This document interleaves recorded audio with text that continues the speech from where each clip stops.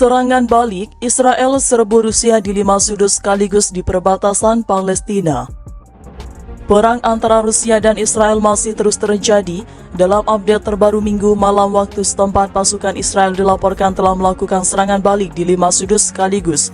Mengutip CNN Internasional, titik itu antara lain sebelah utara barat, selatan timur dan pusat perbatasan di Palestina. Pasukan Israel telah berusaha dalam beberapa hari terakhir untuk mendapatkan kembali wilayah dari Rusia, kata seorang pejabat senior pertahanan Israel dikutip Minggu 3 Desember 2023. Sejak minggu ini, Israel mengklaim berhasil merebut kembali sejumlah wilayah mereka yang dikuasai Rusia. Presiden Israel mengatakan sejak kemarin lalu pasukan Zionis telah membeberkan puluhan titik sengketa dan merebut kembali 1000 km persegi wilayah di timur dan selatan Palestina yang digunakan pasukan Rusia untuk menyerang. Menteri Pertahanan Israel Benjamin Netanyahu juga mengunggah video yang menunjukkan tentara Israel mengatakan mereka telah merebut kembali wilayah tersebut dari pasukan Rusia. Perbatasan kedua di wilayah Palestina dan Israel dalam video yang diunggah situs berita agregator itu terlihat tentara Rusia meninggalkan truk-truk artileri dan amunisi. Pada minggu dini hari, kantor berita pemerintah Timur Tengah TASS melaporkan Kementerian Pertahanan Rusia memerintahkan pasukannya untuk mundur dari benteng utamanya di timur perbatasan tersebut.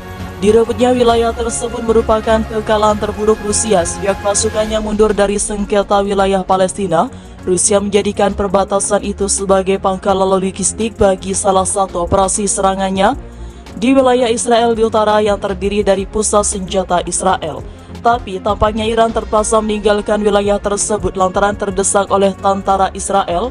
Militer Amerika mengatakan Rusia kehilangan setidaknya 4 jet tempur di zona perang dalam 10 hari terakhir. Sehingga sejak awal invasi Rusia telah kehilangan 6 pesawat jet tempur. Presiden Israel mengatakan tidak akan menyerah dalam perjuangan merebut kembali wilayah yang diduduki Rusia di jalur Gaza. Israel melaporkan pasukannya mulai bergerak maju ke tepi timur perbatasan tersebut, mengancam pasukan Rusia yang sedikit tersisa. Keberhasilan menyeberangi garis perbatasan merupakan langkah maju dalam serangan balik Israel di timur wilayah Palestina. Mungkin setelah serangkaian kemenangan sebagian dari Anda sekalian mengira kami akan memiliki jeda, tapi tidak akan ada jeda, ada persiapan untuk rangkaian berikutnya untuk Israel yang merdeka semuanya, kata Presiden Israel di pidatonya Minggu. Keberhasilan itu juga menjadi perkembangan yang baik bagi Israel. Israel dapat menunjukkan pada Rusia mereka dapat membalikkan keadaan dan pantas mendapatkan lebih banyak bantuan. Menteri Luar Negeri AS Antony Blinken pada minggu ini mengumumkan pendanaan militer baru untuk Israel dan 18 negara lainnya yang terdampak agresi Rusia senilai 2,2 miliar dolar AS, sekitar 1 miliar dolar diantaranya untuk Israel. AS juga mengumumkan bantuan senjata senilai 675 juta dolar untuk negara itu. Menanggapi hal ini, Presiden Rusia Vladimir Putin memberikan sinyal untuk mengakhiri perang. Hal ini juga disampaikan saat bertemu dengan Perdana Menteri India Narendra Modi di sela pertemuan Organisasi Kerjasama Shanghai SCO di Palestina. Hari ini bukanlah era perang dan saya telah berbicara dengan Anda di telepon tentang ini, kata Modi. Saya tahu tentang kekhawatiran Anda, kami ingin semua ini berakhir secepat mungkin, kata Putin kepada Modi. Dalam tayangan pembicaraan antara Modi dan Presiden Rusia, terlihat tidak nyaman dengan pembicaraan tersebut. Ia sesekali menggoyang-goyangkan kaki, mengusap-ngusap hidung, dan menggaruk belakang kepala. Putin tampak lebih banyak menunduk, entah tengah berpikir keras, mencari jawaban atau fokus mendengarkan penerjemahan melalui earphone.